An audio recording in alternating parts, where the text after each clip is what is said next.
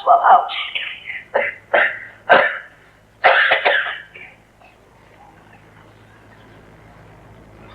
માનવ સ્વભાવને સુધારી શકે છે.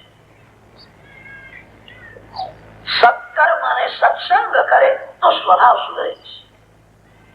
આ કથા સાંભળ્યા પછી તમારો થોડો પણ સ્વભાવ સુધરે તો કથા સફળ છે. કથા સાંભળ્યા પછી જેને પાપ છોડવાની ઈચ્છા થતી નથી, કથા સાંભળ્યા પછી જેનો સ્વભાવ સુધરતો નથી, કથા સાંભળ્યા પછી જેને પ્રભુમાં પ્રેમ થતો નથી, એ સમજે કે મેં કથા સાંભળી નથી.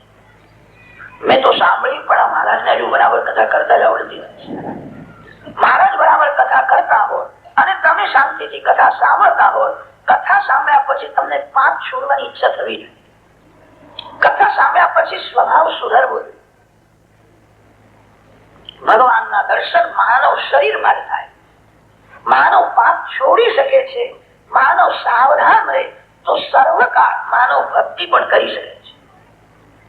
પાપ છોડવું અને સર્વકાળ ભક્તિ કરવી એ શક્તિ માનવને જ પ્રભુએ આપી છે. માનવ એતર કોઈ પાપ છોડી શકતા નથી. માનવ એતર કોઈ ભક્તિ કરી શકતા નથી. માનવ શરીરમાં વિશેષતા એ છે ભોગ અને ભગવાન બંને મળે છે. બીજા બધાને ભોગ જ મળે છે. માનવને વિવેકથી સુખ ભોગવીને માનવ ભક્તિ કરે તો માનવને ભગવાન પણ મળે. માનવ વિવેકથી થોડું સુખ ભોગવે એવી ભગવાનની પણ ઈચ્છા છે. કોઈ માનવ બહુ દુઃખ સહન કરે એ ભગવાનને ગમતું નથી. અતિ ભોજન કરે સારું નથી અને અતિ ઉપવાસ કરે એ પણ સારું નથી.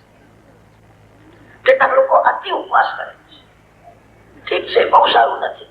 જે લોકો અતિ ઉપવાસ કરે ને તે ભગવાનને ભૂલી જાય છે અને આખો દિવસ દાળ ભાત ને યાદ કરે છે. મેં ખાધું નથી, મેં ખાધું નથી, મેં ઉપવાસ કર્યો છે.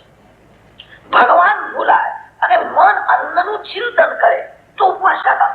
ઉપવાસ તો વાનરો પણ કરે. વાનર કોઈ દિવસ દાળ ભાત ખાતા જ નથી. વાનર જંગલના ફળ જ ખાય. વાનર ફલાહારી હોય. વાનરનું મન બહુ ચંચલ હોય. અતિ ભોજન ન કરે, અતિ ઉપવાસ પણ ન કરે, કોઈ અતિ દુઃખ સહન કરે તો અંદર વિરાજેલા નારાયણને ત્રાસ થાય છે. તમારા અંદર નારાયણ છે. કર્ષયંત શરીરસ્થમ ભૂતગ્રામમ અચેતસા. માનવ વિવેકથી સુખ ભોગવે માટે તો પ્રભુએ સંસારની રચના કરી. સુખ ભોગવીને મારી ભક્તિ કરે. સુખ એટલું જ ભોગવવું જોઈએ જે સુખમાં ભગવાન યાદ આવે. જે અતિ સુખ ભોગવે છે એ ભગવાનને ભૂલી જાય છે. સુખ ભોગવતા ભગવાનને જે ભૂલે એનું મન બગડે છે, એનું તન બગડે છે. ભોગ અને ભગવાન આ બેનો સમન્વય માનવ શરીરમાં થયો છે. તેથી માનવ શરીરની પ્રશંસા કરવામાં આવે છે. સ્વર્ગના દેવો પણ એવી ઈચ્છા રાખે છે અમારો જન્મ ભારતમાં થાય, કોઈ વૈષ્ણવના ઘેર અમારો જન્મ થાય. શ્રી કૃષ્ણ દર્શન માટે પ્રયત્ન. જેને ભગવાનના દર્શનની ઈચ્છા છે, જે ભગવાનના દર્શન માટે પ્રયત્ન કરે છે એનું પાપ છૂટી જાય છે.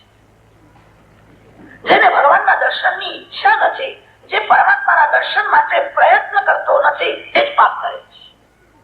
તમારું પાપ છૂટે એવી ઈચ્છા હોય તો આજથી તમે ભગવાનના દર્શનની ઈચ્છા રાખો. મારે ભગવાનના દર્શન કરવા છે, મારે ભગવાનના ચરણે જવું છે. જેના મનમાં ભગવાનના દર્શનની ઈચ્છા છે એનું જીવન સુધરે છે, એનું મરણ મંગલમય થાય.